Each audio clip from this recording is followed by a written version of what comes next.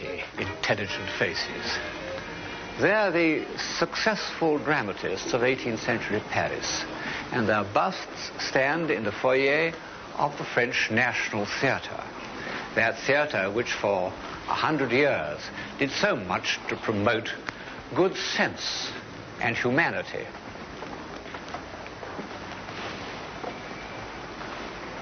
And here is the wittiest and most intelligent of them all, in fact, at a certain level, one of the most intelligent men that have ever lived, Voltaire. He's smiling, the smile of reason.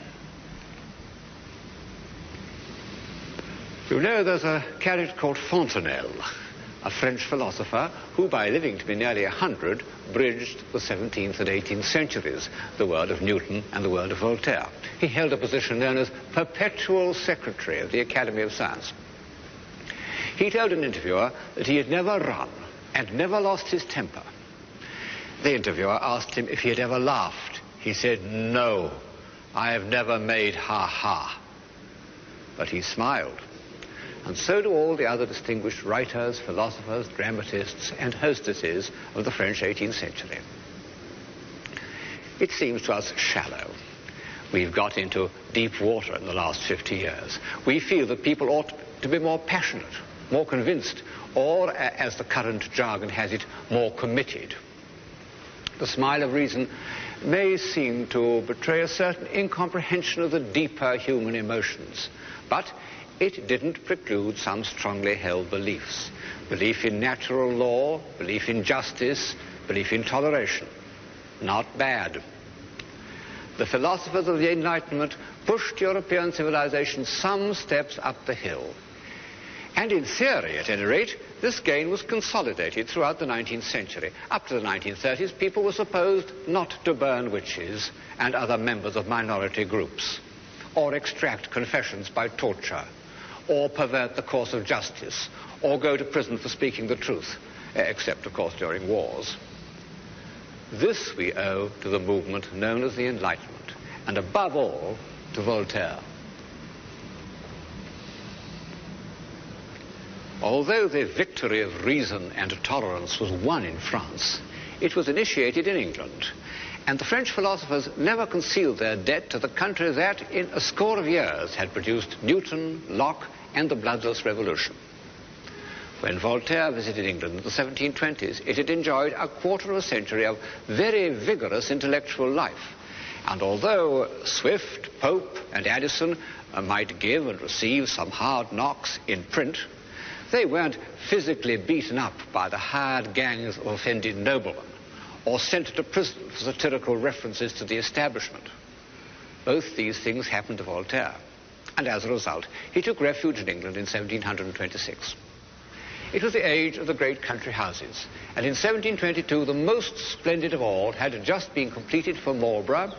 There it is, Blenheim Palace.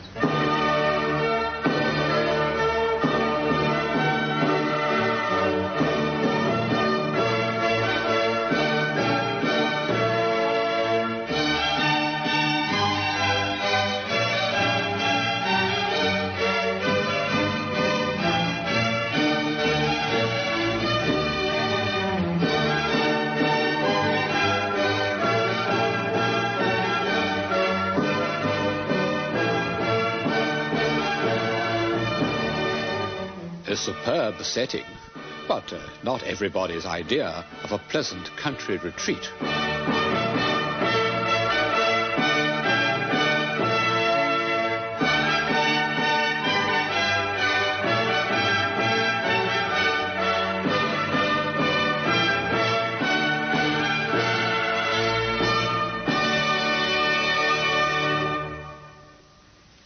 When Voltaire saw it, he exclaimed, "What a great heap of stone, without charm or taste." Well, it was built as a monument to military glory, and the architect, Sir John Vanbrugh, was a natural romantic, a castle builder, who didn't care a fig for good taste and classical decorum.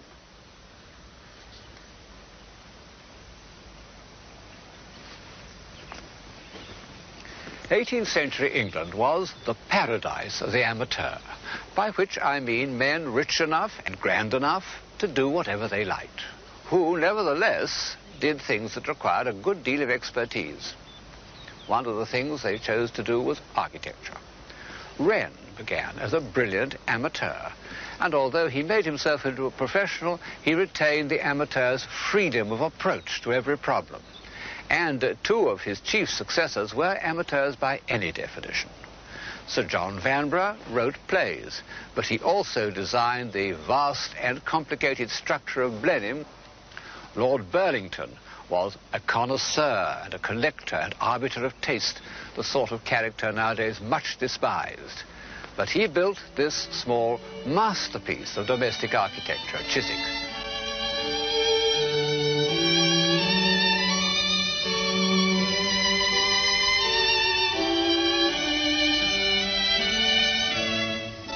One may wonder how many professional architects today could handle these problems of design as expertly as Lord Burlington has done.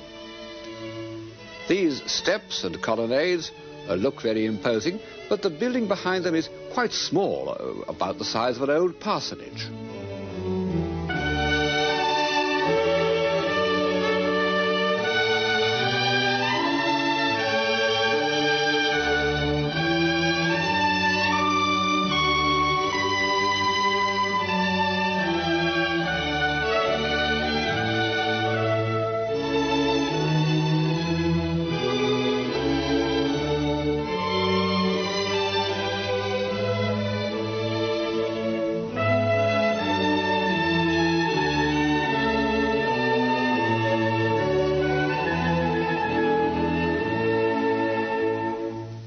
In fact, Chiswick was not meant for day-to-day existence, but for social occasions, conversation, intrigue, political gossip, and a little music.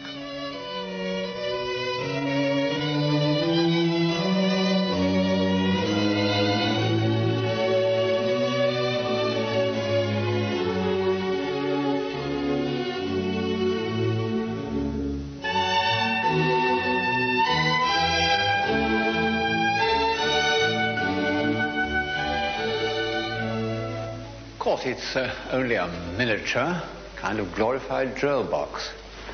Yet I don't feel that it's at all pinched or constricted.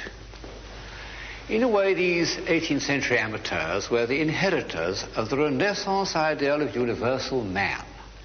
And it's significant that the typical universal man of the Renaissance, Alberti, had also been an architect. If we may still consider architecture to be a social art, an art by which men may be enabled to lead a fuller life, then perhaps the architect should touch life at many points and not be too narrowly specialized. 18th century amateurism ran through everything: chemistry, philosophy, botany and natural history. It produced men like the indefatigable Sir Joseph Banks, who refused to go on Captain Cook's second voyage because he wasn't allowed to have two horn players to make music for him during dinner. There was a freshness and a freedom of mind in these men that is entirely lost in the rigidly controlled classifications of the professional. And they were independent, with all the advantages and disadvantages to society that result from that condition. They wouldn't have fitted in to our modern utopia. I recently heard a professor of sociology say on television, "What's not prohibited must be made compulsory." Not a suggestion that would have attracted those eminent visitors, Voltaire and Rousseau, who drew inspiration from our philosophy and our institutions and our tolerance. But as usual, there was another side to this shining medal. And of this we have an exceptionally vivid record in the work of Hogarth. Drinking, wenching, stealing, no more than today, I suppose, but rather more openly. All this coarse life is painted with great delicacy. And although Hogarth's compositions are rather a muddle, one can't deny that he had a gift of narrative invention. In later life, he did a series of pictures of an election that are easy to follow and a very convincing comment on the much cracked-up democracy of 18th century England. Here's the polling booth with imbeciles and moribunds being persuaded to make their marks. And an old soldier loyally voting for the establishment with his hook. And here's the successful candidate, like a fat, powdered capon, borne in triumph by his bruisers who are still carrying on their private feuds. And I must confess that Hogarth conquers my prejudice by this blind fiddler. A real stroke of imagination, outside the usual range of his moralizing journalism. The truth is, I think, that 18th century England, in the aftermath of its middle-class revolution, had created two societies very remote from one another. One was a society of modest country gentlemen, of which we have a perfect record in the work of a painter called Davis, comically stiff and expressionless in their cold, empty rooms. True, it developed into the world of Jane Austen, which was not lacking in critical intelligence, but was somewhat deficient in energy. The other was the urban society of which Hogarth has left us many records. Plenty of animal spirits, but not what we could call by any stretch civilization. I hope you won't think it too facile if I compare this print, called A Midnight Modern Conversation, with a picture painted in the same decade called A Reading from Molière, by the French artist de Troyes. In this series, I've tried to go beyond the narrower meaning of the word civilized, but all the same, it has its value, and one can't deny that this is a picture of civilized life. Even the furniture contrives to be both beautiful and comfortable at the same time. And one reason is that whereas all the characters in Hogarth's Midnight Conversation are male, 5 out of the 7 figures in the de Troyes are women. In talking about the 12th and 13th centuries, I said how great an advance in civilization was achieved by respect for feminine qualities. And the same was true of 18th century France. I think it absolutely essential to civilization that the male and female principles be kept in balance. And I've observed that where at a party men and women hive off into separate groups, the level of civilization declines. In 18th century France, the influence of women was benevolent and, on the whole, creative. And it produced that curious institution of the 18th century, the salon. Those small social gatherings of intelligent men and women drawn from all over Europe, who met in the rooms of gifted hostesses, like Madame du Deffand, were, for 40 years, the centers of European civilization. The other thing that made 18th century salons a source of enlightenment was that the French upper classes were not destructively rich. They'd lost most of their money in a financial crash brought about by a Scottish wizard named David Law. As I've said several times, a margin of wealth is helpful to civilization, but for some mysterious reason, great wealth is destructive. I suppose that some discipline and economy is as necessary in art as it is in life. Also, great display is heartless. The south front of Versailles is a masterpiece of architectural design, but it doesn't touch us like something loved and familiar. For example, look at Chardin, the greatest painter of mid-18th century France. No one has ever had a surer taste in color and design. Every area, every interval, every tone gives one the feeling of perfect rightness. Well, Chardin didn't depict the upper classes, still less the court. He sometimes found his subjects in the thrifty bourgeoisie, and what sweet people they are. Sometimes among the working class, where I think he was happiest because he loved the basic design of pots and barrels. They are noble, in a way that a piece of Louis XV furniture couldn't be. Chardin's pictures show the qualities immortalized in verse by La Fontaine and Molière: good sense, a good heart, an approach to human relationships both simple and delicate. And they show that these survived into the mid-18th century and survive to this day among skilled workmen, what the French call artisans, who still maintain the character of French civilization. The salons where the brightest intellects of France were assembled were more luxurious, but still not overwhelming. The furniture was in a style that may seem to us rather extravagant, but the rooms were of a normal size. People could feel that they had some human relationship with one another. After the law crash, many of the French upper classes couldn't afford houses in Paris and lived in apartments. Comfort and elegance took the place of grandeur.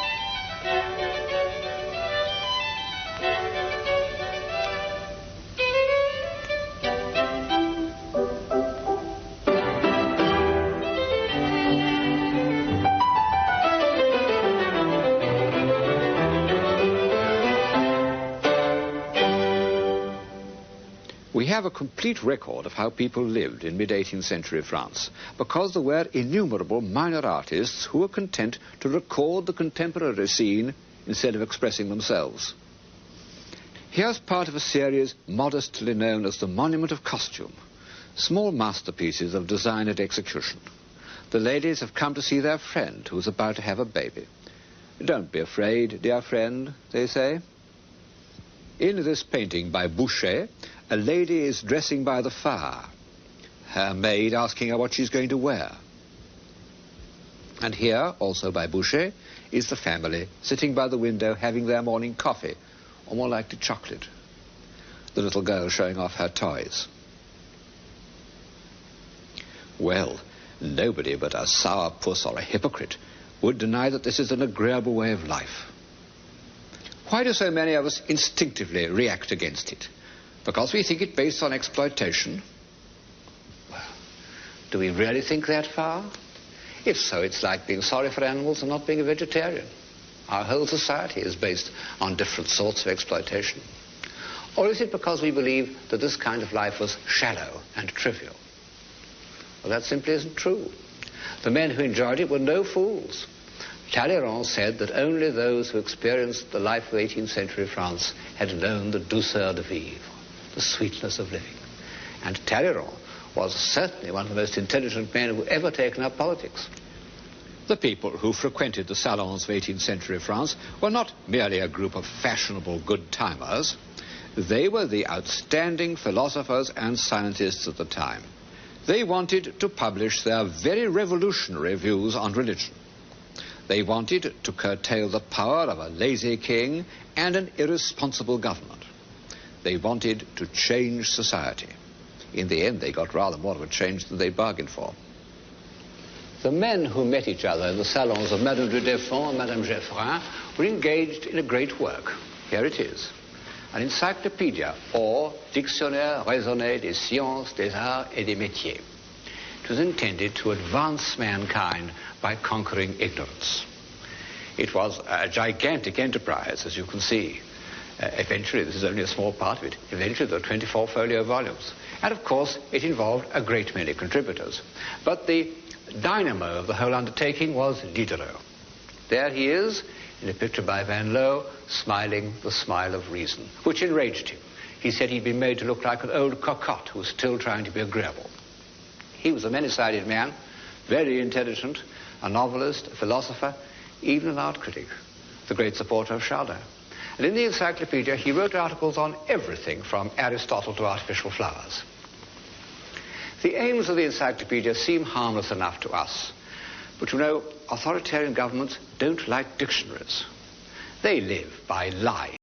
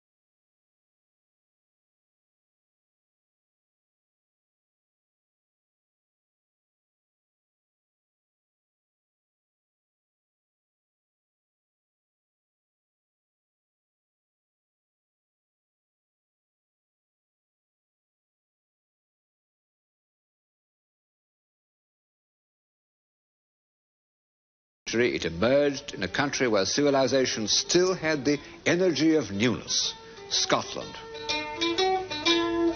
Will ye go to Sheriff Muir, Bill John in his tour, there to see the noble Mar and his Hieland laddies, o' the true men o' the north, Angus Huntley and Seaforth, scouring hunt across the Forth with their white cockaddies. There you'll see the banners flare, there you'll hear the bagpipes rare, and the trumpets deadly blare, wi' the cannons rattle. There you'll see the Bold Macross, Camerons and Clanranald's raws, o' the clans wi' loud huzzas rushing to the battle. The Scottish character, and I'm a Scot myself, shows an extraordinary combination of realism and reckless sentiment. The sentiment has passed into popular legend, and the Scots are proud of it, and no wonder. Where but in Edinburgh does a romantic landscape come right into the centre of the town? But it's the realism that counts, and that made 18th century Scotland a poor, remote, semi-barbarous country, a force in European civilization. Let me name some 18th century Scots. In the world of ideas and science, Adam Smith, David Hume, Joseph Black and James Watt. It's a matter of historical fact that these were the men who, soon after the year 1760, changed the whole current of European thought and life. Joseph Black and James Watt discovered that heat, in particular steam, could be a source of power. Well, I needn't describe how that has changed the world. In The Wealth of Nations, Adam Smith invented the study of political economy and created a social science that lasted up to the time of Karl Marx. In his treatise on human nature, Hume succeeded in proving that experience and reason have no necessary connection with one another, that there's no such thing as a rational belief. Hume, as he himself said, was of an open, social and cheerful humour, and he was much beloved by the ladies in the Paris salons. I suppose they've never read that small book which has made all philosophers feel uneasy till the present day. All these great Scots lived in the grim, narrow tenements of the old town of Edinburgh, piled on the hill behind the castle. But even in their lifetime, the great Scottish architects, the brothers Adam, who had produced one of the finest pieces of town planning in Europe, the new town of Edinburgh.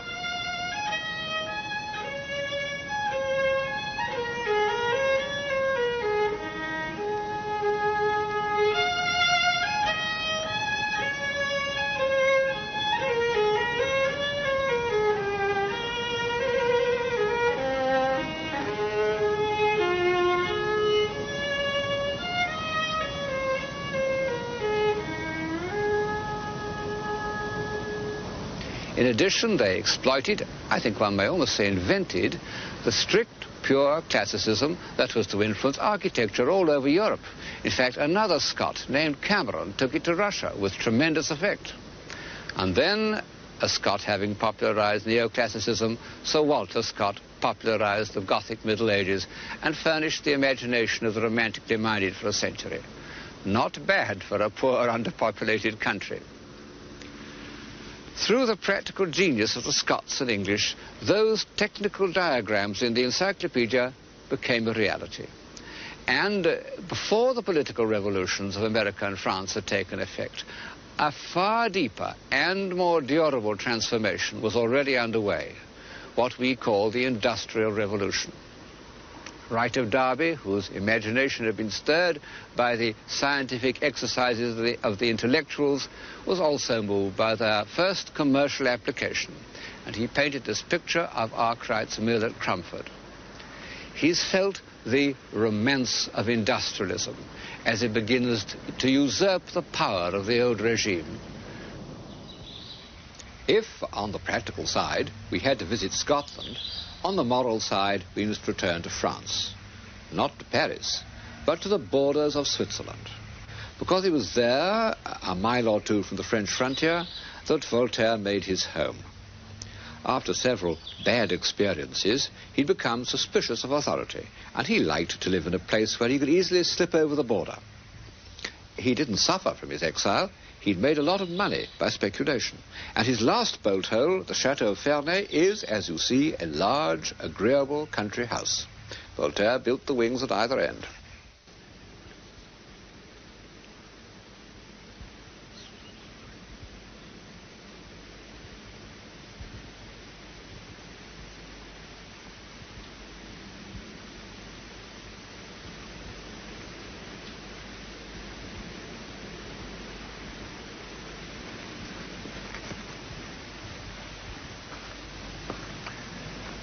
was in this room that he thought up devastating witticisms with which to destroy his enemies. He may even have done so in this very chair, one of a set with the covers worked by his niece, Madame Denis. I wish I could convey the quality of his wit to you, but Voltaire's one of those writers whose virtue is inseparable from his style, and true style is untranslatable. He himself said, "One word in the wrong place will ruin the most beautiful thought." Still more would it ruin the wit and irony which were his peculiar gifts. To the end of his life he couldn't resist a joke. But on one subject he was completely serious: justice. Many people in his lifetime and since have compared him to a monkey. But when he came to fighting injustice, he was a bulldog. He never let go. He pestered all his friends, he wrote an unending stream of pamphlets, and finally he had some of the victims, like these members of a Protestant family named Calas, who had been cruelly persecuted in Bordeaux, living at his expense at Ferney. Gradually the world ceased to think of him as an impudent libertine, but as a patriarch and sage. And by 1778 he at last felt it safe to return to Paris. He was 84. No victorious general, no lone flyer has ever been given such a reception. He was hailed as the universal man and the friend of mankind. People of all classes crowded round his house, drew his carriage, mobbed him wherever he went. Finally, his bust was crowned on the stage of the Théâtre Français. Naturally, it killed him, but he died triumphant.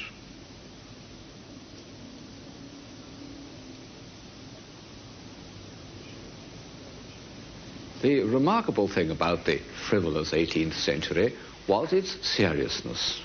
It was, in many ways, the heir to Renaissance humanism. But there was a vital difference. The Renaissance had taken place within the framework of the Christian Church. A few humanists had showed signs of skepticism, but no one had expressed doubts about the Christian religion as a whole. People had the comfortable moral freedom that goes with an unquestioned faith.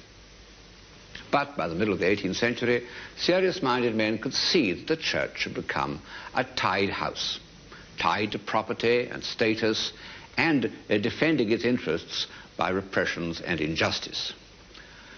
No one felt this more strongly than Voltaire. Écraser l'infâme, crush the vermin. It dominated his later life, and he bequeathed it to his followers. I remember H.G. Wells, who was a kind of 20th century Voltaire, saying that he daren't drive a car in France because the temptation to run over a priest would be too strong for him. All the same, Voltaire remained a kind of believer. He even built a chapel at Ferney. Over the door he had inscribed the words Deo erexit Voltaire, Voltaire in larger letters. It was an affair solely between him and God. However, several of the contributors to the encyclopedia were total materialists. And so the late 18th century was faced with the troublesome task of constructing a new morality without revelation or Christian sanctions. This morality was built on two foundations. One of them was the doctrine of natural law, the other the Stoic morality of ancient Republican Rome. Republican virtue inspired the most gifted painter of his day, David. In the Lives of Plutarch, people read about those grim, puritanical heroes of the Roman Republic who sacrificed themselves and their families in the interests of the state. And they took these monsters as models for a new political order. Here's David's first great revolutionary picture, The Oath of the Horatii. It was painted in 1785, and it created an effect which those of us who remember the first appearance of Picasso's Guernica may be able faintly to imagine. The Oath of the Horatii is the supreme picture of revolutionary action, not only in its subject, but in its treatment. Gone are all the melting outlines and pools of sensuous shadow of a Fragonard, and in their place are these firmly outlined expressions of will. The unified totalitarian gesture of the brothers, like the kinetic image of a rotating wheel, has an almost hypnotic quality. Even the architecture is a conscious revolt against the refined ornamental style of the time. These Tuscan columns assert the superior virtue of the plain man. 2 years later, David painted an even more grimly Plutarchian picture, the lictors bringing back to the house of Brutus the bodies of his 2 sons whom he had condemned to death for treachery. One of those incidents in Roman history that don't appeal to us, but which was horribly acceptable to French feeling on the eve of the Revolution. One sees how completely the douceur de vivre had lost its hold on the European imagination even before 1789. In fact, the new morality had already guided a revolution outside Europe. Once more, we must leave the ancient focus of civilization and travel to the edge of the civilized world, America. For it was in this virgin soil, and not in the compost heap of Europe, that the aims of the encyclopedia were first realized. In the 18th century, no white man, except hunters, had penetrated beyond that range of hills. But here, on the border territory of the Indian, the trapper, and the buffalo, a young Virginian lawyer elected to build his home in the 1760s. His name was Thomas Jefferson, and he called his house Monticello, the Little Mountain. It must have been an extraordinary apparition in that wild landscape.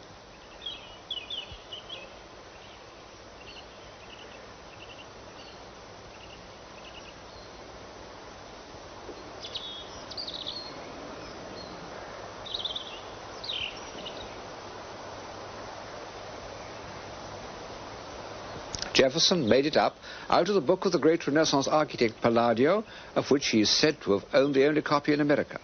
But of course, he had to invent a great deal of it himself, and he was highly inventive. The interior of the house betrays the obstinate ingenuity of a creative man who is determined to work out everything for himself. This is his idea for a bed placed between 2 rooms in the wall, so that he could get out either side, either into his study or his sitting room. And to dress, he went up this little circular stair to the room above. And this was his own design for spectacles in a little box the size of a patch box. They look a little small, but in fact you can read by them perfectly well, and with them I can read his own edition of Vitruvius, the classical architect who inspired so much of his building.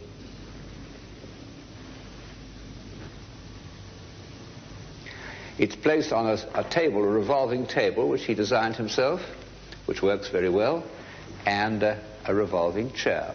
Everything in the room he designed, the drapes, the moldings, every single thing. And it all has a kind of simple, homespun, independent air, which is the stamp of Jefferson.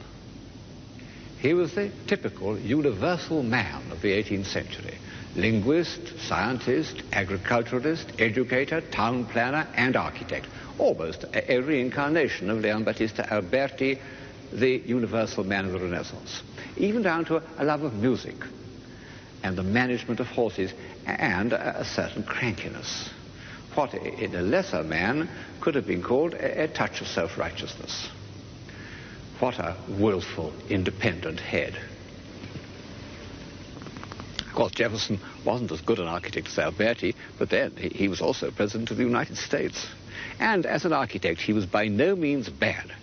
Monticello was the beginning of that simple, almost rustic classicism that stretches right up the eastern seaboard of America, right up to Massachusetts, and lasted for 100 years, producing a body of simple, civilized, domestic architecture equal to any in the world. And it reflects the grave self-assurance of the founders of the American Republic. Jefferson is buried in the grounds of Monticello. He left instructions for his tomb. On it were to be inscribed the following sentences, and not a word more.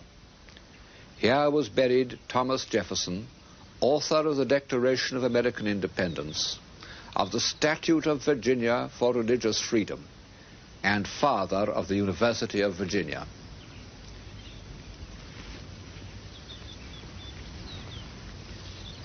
Well, the establishment of religious freedom that earned him so much hatred and abuse in his own day, we now take for granted.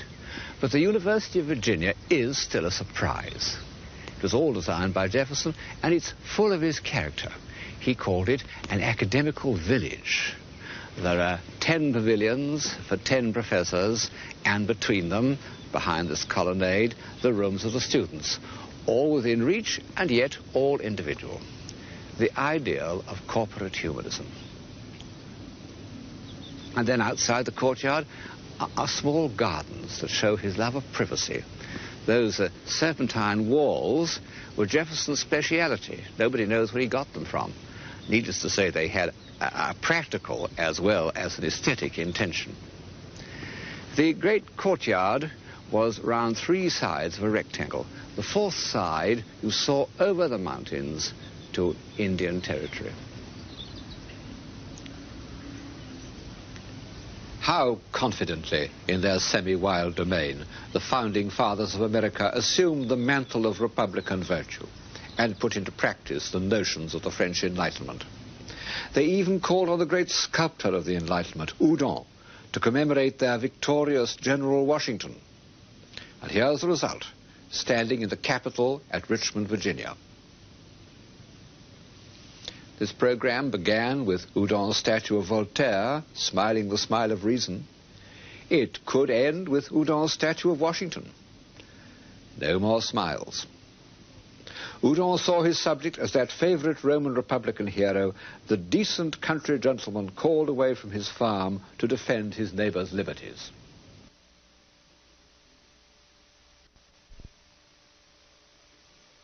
The War of Independence lasted 6 years. And at the end of it, the British totally withdrew their forces, and the new republic was born. Washington retired to his farm at Mount Vernon. The ideas of the French Enlightenment influenced the founders of the American Constitution, and in return, the success of the American Rebellion played a part in inspiring the French to overthrow their monarchy. After the storming of the Bastille, Lafayette sent the key of that infamous prison as a present to Washington. Washington hung it in the hall at Mount Vernon, and there it has stayed ever since. By this date, Washington had little time to spend at his home farm on the banks of the Potomac. He had been elected first President of the United States.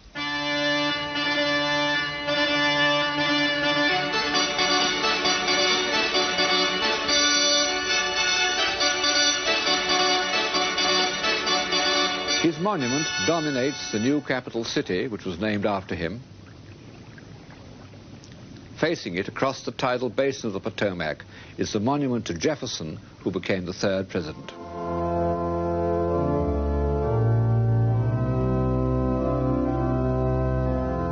Not only the Palladian architecture, but the music has crossed the Atlantic.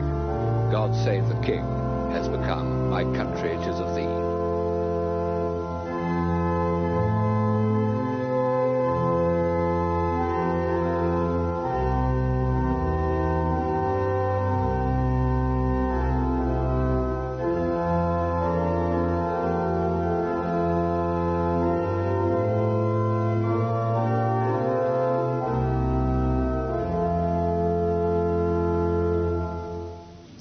On the inner walls are quotations from Jefferson's writings.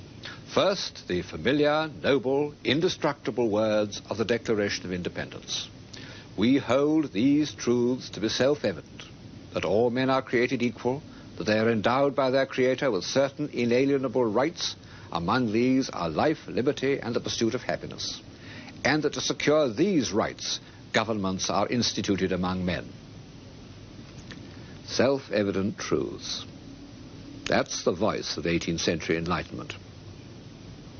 But on the opposite wall are less familiar words by Jefferson that still give us pause today.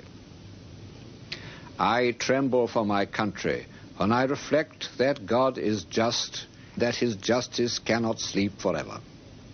Commerce between master and slave is despotism. Nothing is more certainly written in the book of fate than that these people are to be free. A peaceful-looking scene, a great ideal made visible, But beyond it, what problems? Almost insoluble. Or at least, not soluble by the smile of reason.